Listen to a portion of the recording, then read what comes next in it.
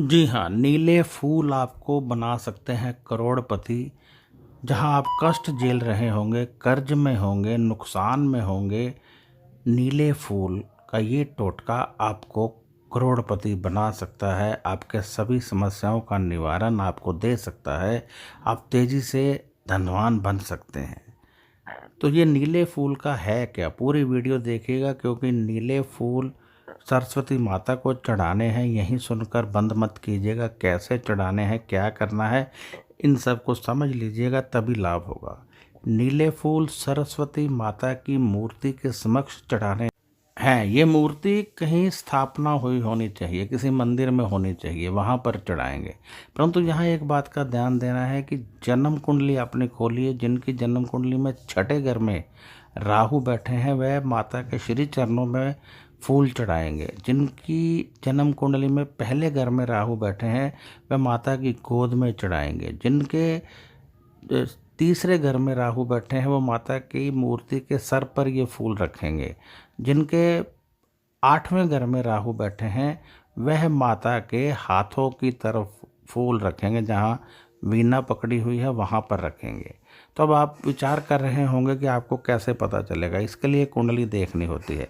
ऐसे बहुत सारे योग आपकी जन्म कुंडली में होते हैं, बहुत सारे ग्रह आपकी जन्म कुंडली में होते हैं।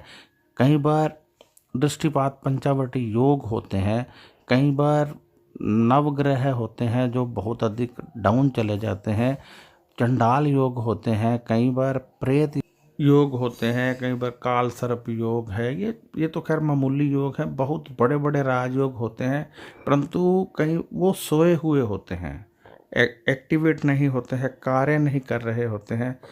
तो कहने का अर्थ ये है कि धनवान बनना या अपने कष्टों से छुटकारा पाना या अपनी मनोकामना की पूर्ति करना, इन सब का संबंध हमारी जन्म कुंडली के साथ होता ही होता है।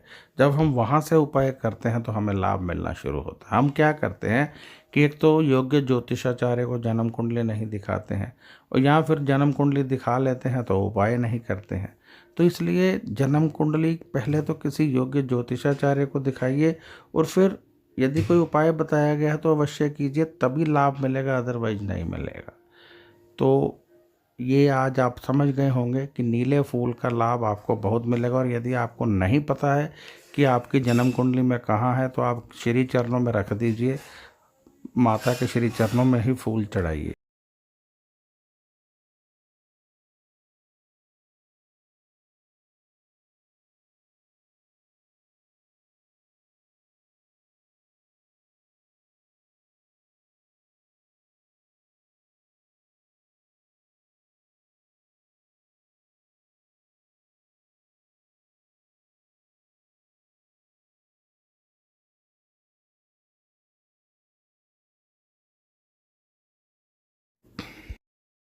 मैं बृजमोहन सूरी क्षमा चाहता हूँ। यदि कहीं कोई भूल चूक हो गई हो तो मैं क्षमा चाहता हूँ। तो आपसे मैं इच्छा रखता हूँ कि आप अधिक से अधिक दिल से ये उपाय करेंगे। जो मैंने उपाय बताए हैं दिल से करेंगे। और यदि आपको कोई सवाल हो तो आप व्हाट्सएप कर सकते हैं। फ़ोन यहाँ कोई नहीं उठाता है, आप व्हाट्सएप कीजिए। और यदि आप जन्म कुंडली दिखाना चाहते हैं, हमसे दिखाना चाहते हैं, आप चाहते हैं मैं खुद देखूं, तो आप व्हाट्सएप कीजिए। 800 रुपये हमारी फ़ीस है, आप पे कीजिए। इसी नंबर पर पेटीएम है, इसी नंबर पर गूगल पे है, उसमें कीजिए, या अकाउंट नंबर मांग लीजिए।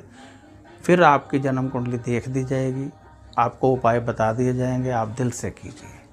बाकी ये प्रतिदिन के उपाय हैं, इनको अवश्य कीजिए। ये शक्ति का आगाज होते हैं, इनसे आपके समस्त ग्रह शांत होते हैं।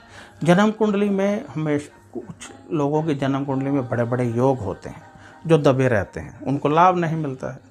जब वो उपाय कर लेते हैं वहीं लोग तरक्की करने लगते हैं। आपने देखा होगा कुछ लोग बहुत गरीब थे, एकाएक अमीर हो गए। कैसे हुए?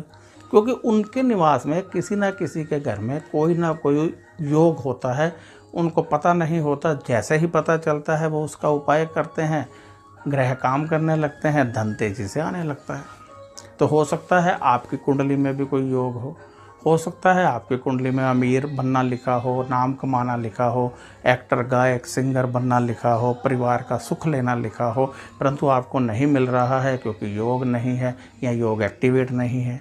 जब कुंडली देखेंगे, उपाय निकलेंगे, तभी पता चलेगा। तो अब इजाज़त चाहता हूँ। नमस्कार, खुश रहिए और अपना ध्यान रखिए।